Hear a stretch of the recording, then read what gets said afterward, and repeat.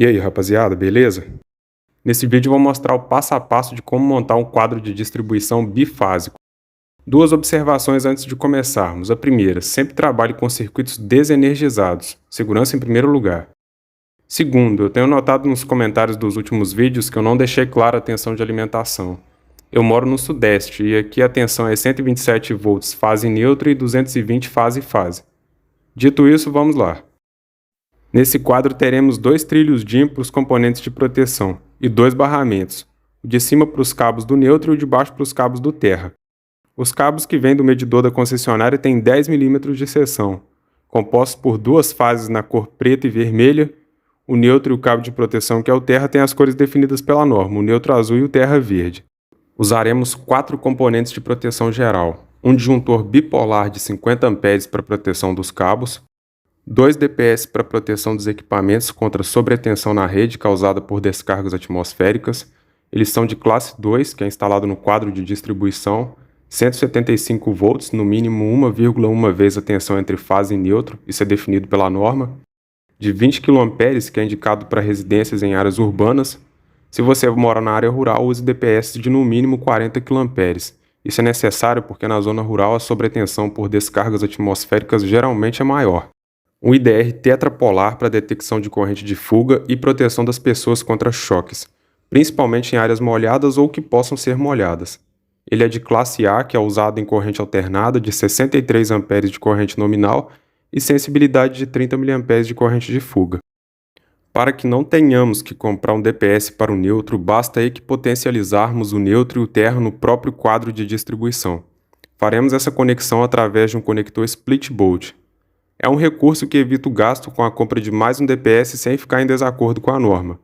O item que menciona as situações que demandam ou não o uso de DPS para o neutro é o 63522 da NBR 5410.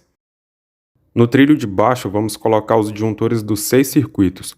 Um disjuntor bipolar de 40 A para proteção dos cabos do chuveiro. Esse chuveiro tem 6.800 watts, consome em 220 volts 31 A da rede. Eu até poderia colocar um disjuntor de 32 A, mas pensando numa possível substituição por outro chuveiro de potência maior, eu já deixo essa sobra por precaução. Um disjuntor bipolar de 16 A para um ar-condicionado split, que pode ser de 9 ou 12.000 BTUs. Se for mais potente, tem que calcular outro disjuntor.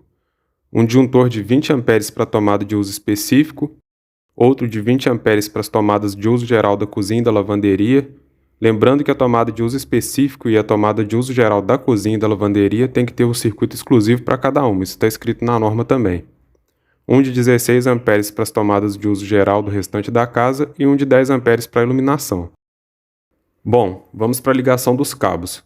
O terra é ligado diretamente no barramento, o neutro passa primeiro pelo IDR e é ligado no barramento dele. Uma observação, o borne correspondente ao neutro no IDR tem a letra N, isso facilita a identificação. As duas fases passam primeiro pelo disjuntor geral, a fase preta é ligada em um dos DPS e é jampeada para um dos bornes do IDR, a fase vermelha é ligada no outro DPS e no outro borne do IDR. Um dos bornes do IDR vai ficar vazio mesmo, isso acontece porque a nossa ligação é bifásica, mas isso não vai impedir o funcionamento dele. O cabo que vai sair dos DPS deve ser ligado no barramento do terra e deve ser de no mínimo 4 mm de seção. Isso é definido pela norma. Eu vou usar um de 6 mm para aproveitar o que foi comprado para o chuveiro. As fases após passarem pelo IDR serão ligadas nos disjuntores. Elas não devem ser ligadas diretamente assim. Usaremos terminais genéricos, pois nesses bornes desses disjuntores as fases serão compartilhadas com terminais de um barramento do tipo pente bifásico de 63 A e de 8 terminais. Esse barramento vai fazer a distribuição dessas fases nos outros disjuntores. O barramento é muito bom porque ele evita que façamos o jampeamento usando cabos. O jump até funciona, mas cá entre nós, com barramento, o acabamento e a estética são muito melhores. Caso queira, use um barramento de 10 ou 12 terminais prevendo a inclusão de circuitos extras, mas se fizer isso, use isoladores nos terminais que não forem usados. Nosso quadro está montado, basta distribuir os cabos dos circuitos. De 6 mm para o circuito do chuveiro. Aproveitando o ensejo aí do chuveiro, vocês já sabem que a alimentação dele aí no nosso exercício é bifásica, ou seja, 220 volts. Toma cuidado para não comprar um chuveiro com tensão de alimentação diferente da tensão do circuito que foi projetado para ele. Vejam esses dois chuveiros aí, são idênticos, mas a potência deles não é fixa em 5.500 watts. O que é fixo aí é a resistência ohmica do resistor de cada um. Esse de 127 tem a resistência de 2,93 ohms e o de 220 tem a resistência de 8,8 ohms. Essa informação não vem nos chuveiros. Para descobrir isso, basta dividir a potência pela tensão que ele foi projetado e descobriremos a corrente de cada um. Agora que já sabemos a corrente, basta dividir a tensão por ela e teremos a resistência ohmica de cada um. Se por um acaso você instalar o chuveiro de 127 numa alimentação de 220, esse chuveiro vai queimar. Isso acontece porque a resistência de 2,93 ohms em 220 gera uma corrente de 75 amperes. E ao multiplicar esses 75 amperes por 220, teremos absurdos 16.500 watts. Obviamente isso não vai durar mais do que uma fração de segundos, porque esse resistor desse chuveiro não vai suportar essa corrente tão alta.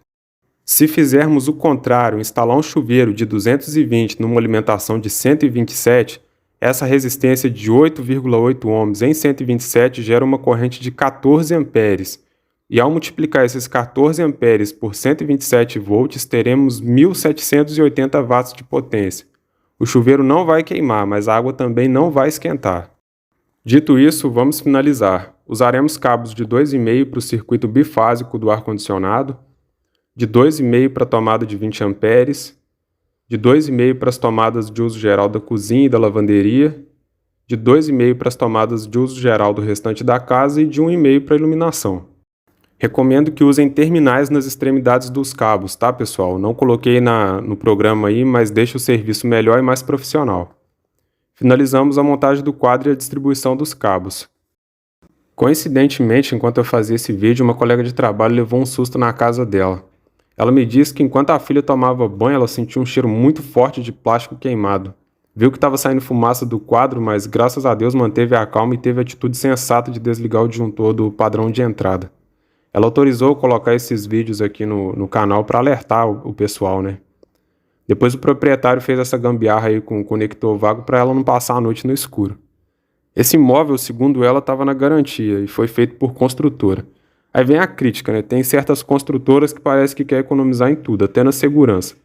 Contrata qualquer um, usa qualquer material. Nesse caso dela aí, usaram um quadro monofásico ao invés de um bifásico, usaram eletroduto de 3/4 ao invés de 1 polegada.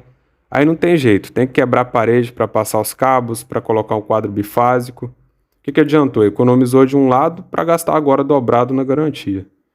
Enfim, se você for um profissional, faça direito e bem feito para não ter dor de cabeça e nem dar dor de cabeça para ninguém. Se você for um cliente, valorize um bom profissional. Não é economia em primeiro lugar, é segurança em primeiro lugar. E se fizer bem feito e com material de qualidade, você nunca mais vai ter problema. Fica o conselho aí. Valeu, pessoal, até mais.